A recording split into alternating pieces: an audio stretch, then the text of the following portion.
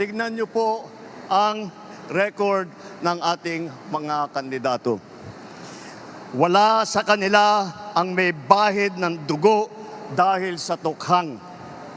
Wala sa kanilang kasabwat sa pagbulsa ng sako-sakong pera, pinagsamantalaan ang krisis ng pandemya, pinabayaan ang ating mga kababayan na magkasakit at mamatay. Wala sa kanila ang mga pumapalakpak sa China at natutuwa pa kapag tayo ay binobomba ng tubig. Tinatamaan ang ating mga Coast Guard, hinaharang ang ating mga mangingisda, ninanakaw ang kanilang huli. At bukod pa ron ay inaagaw pa ang mga isla natin para maging bahagi ng kanilang bansa. Wala po sa kanila ang tilang sakristan ng isang bulaang propeta na nasasakdal dahil sa pagyurak sa ating kabataan at sa ating kababaihan. Wala sa kanila ang tagataguyod ng pugad ng krimen, ng sentro ng paglalapastangan ng mga kababaihan na mga pogo. Tayo ngayon ay nasa sangandaan ng ating paglalakbay bilang isang malayang bansa. Campaigner, tayo daw po yung destabilizer. Imaginein mo, hindi pa nagsisimula ang kampanya, nagne-negative campaign na siya. Bakit? Wala ho siyang maipakitang performance. Zero, bangkarote, bankrupt, negative ang kanyang performance. Kaya kita naman ninyo, bukod sa negative ang kanyang performance, pati ang uri ng kanyang pangangampanya niya, negatibo. Kaya tama ho yung nag-comment po sa aking pahina eh. Yung daw doon sa drug test na nga lang ang may mataas sa pag-asa mag-positibo, tumanggi pa. Negatibo ang performance, negatibo ang campaigning. Pag-usapan natin itong issue.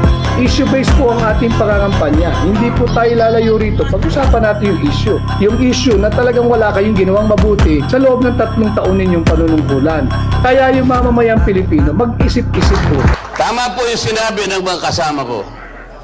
Nung pong nasa Cagayan de Oro kami, sinabi ko na, itaga mo ito sa bato, Senador. I-impeach nila ang Vice President.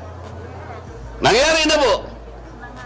So, ang gagawin nila ngayon, even if the impeachment complaint was a handiwork of the 19th Congress, ang gagawin nila pagdating ng 20th Congress, pipilitin nila na doon nila litisin ang ating Vice President.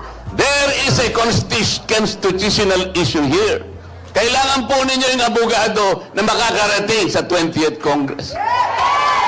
Kailangan po ninyo yung abogado na lalaban para sa inyo, para sa katuwiran. Sapagkat kung wala po kayong dadalhin na abogado doon na magtatanggol, our country will be going to the dogs. Hindi ko na po hahabaan ang aking sasabihin. Nagkakaintindihan naman po tayo. Gusto ko na lamang ikwento sa inyo nung inimbita po ako ng Filipino Inventor Society. Napakarami po pala nilang nagawang invention. Ang Pilipino palang nakagawa ng karaoke, ng yoyo, ng bamboo incubator, ng 3-in-1 jeepney, ng isang unsinkable portable boat, ng isang laser acupuncture device. Napakarami po. Pati pala banana ketchup, Pilipino pala naka-invento. Ang sabi ko po sa kanila, bakit hindi kayo naka-invento ng isang aparato na kailangan natin, lalong-lalo na sa panahon ng eleksyon? Katulad po ng isang scanner na kung saan yung pong kumakandidatong senador ngayon, 65 yata silang lahat. Padadaanin po nyo sa aparato na yan para makita natin kung sino yung qualified. Madali po yun para hindi na mahirapan ng ating bansa. Padaanin po yung 65 na tumatakbong senador.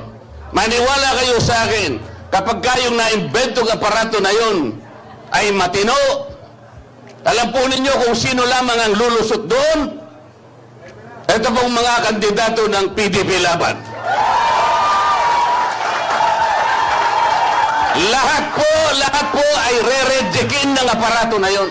Maniwala kayo sa akin, sapagkat yung aparato na yon ay ginawa sa suka. Salamat po.